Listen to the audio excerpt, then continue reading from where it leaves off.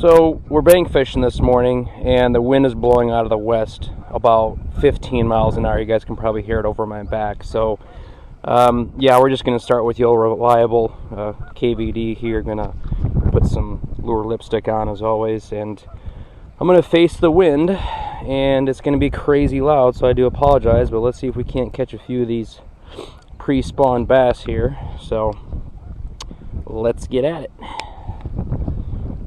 Never leave home without it. And into the wind.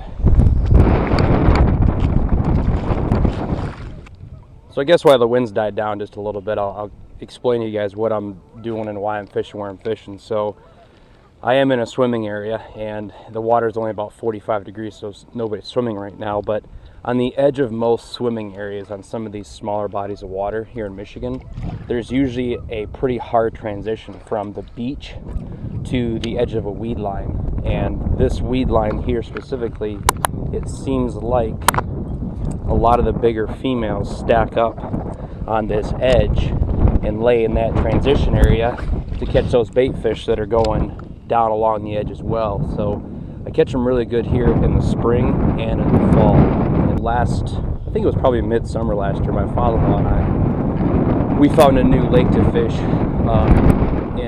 by his place, and didn't really know where to start. I don't think we had my boat, I think we had his boat, but anyway, so I didn't have all my graphs and all my charts, but we did find a beach like this, and we noticed that there was quite a bit of activity on the surface of the water. So we actually ran the beach line, staying about 20 yards off these buoys, and had an awesome topwater bite. So it's kind of nice. It's not just this lake that these fish hang out on this transition, it's other lakes as well. So you notice too, I'm slowly working my way out deeper and fishing that transition and fishing that edge. I don't want to just walk out here and start fishing that edge, because there could be fish that are actually up shallower because this water's a little bit warmer than out deeper. So I've done that before in the past, where I just walk out here up into chest deep water, and I'll probably spooked all the fish off that were laying up shallow. When it gets later in the year, water gets warmer, maybe those fish aren't up here as much because there's people on the beach, and I don't actually fish here in the summertime. So this for me is well, if I do fish it, it's way back in the back, which depending on how all this boating stuff goes, you guys might be seeing more of those videos. So,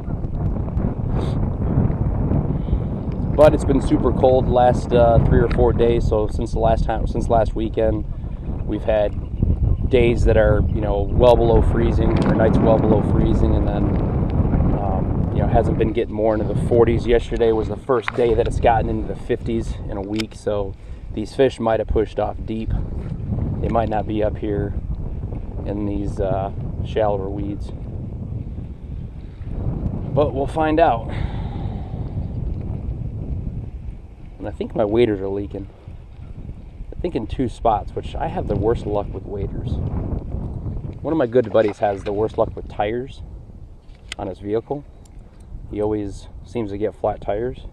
I have the worst luck with waders, so I guess in hindsight, it could always be worse. So for a lot of you bank anglers, here's kind of a tip and trick, I guess, something that I've learned and may or may not work for your area, but I pick a focal point. So this first buoy is kind of my focal point, and I'm fishing either sides of it, working my way slowly out deeper, kind of in a fan cast.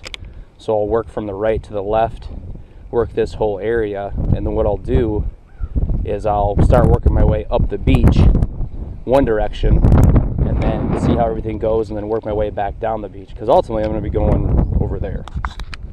So, but I wanted to fish the beach first just to see. There's a shallow flat over on the other side of the lake that is usually pretty good, but again, these fish might have moved back down deep.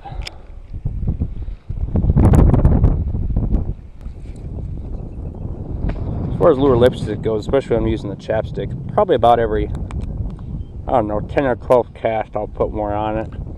Put some on the line here. Especially this time of year, especially lots of times of the year. why I like using this lure lipstick so much is it just gives the fish one more thing to key in on, especially using a hard bait. When you're using a lot of soft plastics or soft baits nowadays, they've all got some sort of scent. So you got your coffee scents, you got your salt cured stuff. Well, the lure lipstick is nice because it's in a chapstick form, and you can put it on your hard baits, which, you know, there's a lot of different hard bait scents out there. And I've really liked the lure lipstick because it's got the anise oil in it.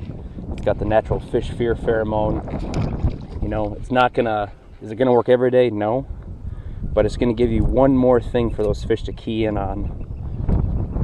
Especially when this water's got a little bit of stain in it, they can smell it, or they can track it. So as they're tracking it, they can actually key in on it.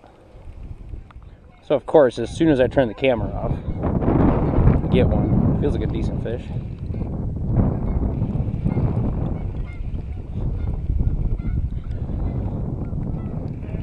Not too bad. Yeah, that's a nice one actually.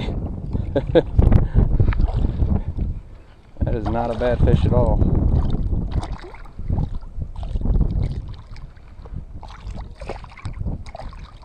Probably about a 3.5 pounder actually. Come on. Yeah, there we go. That's a nice fish. That's what I'm talking about. Just had to have that KVD. It's a nice fish. Let's get a weight on her.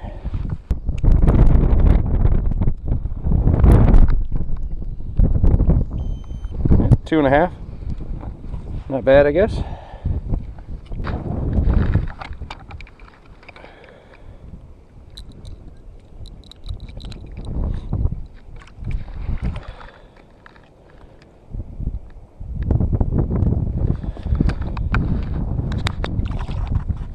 Right between my legs. Where's she going?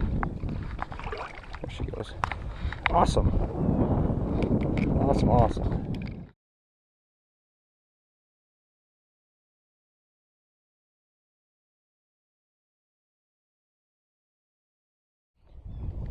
Of course, when the camera's off, that's always when I get bit.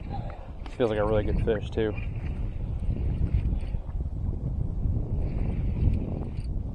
Old swim jig. Feels like a really nice fish.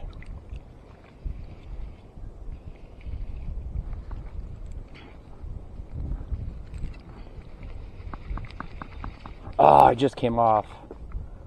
Oh, I was messing with the drag. Dang it.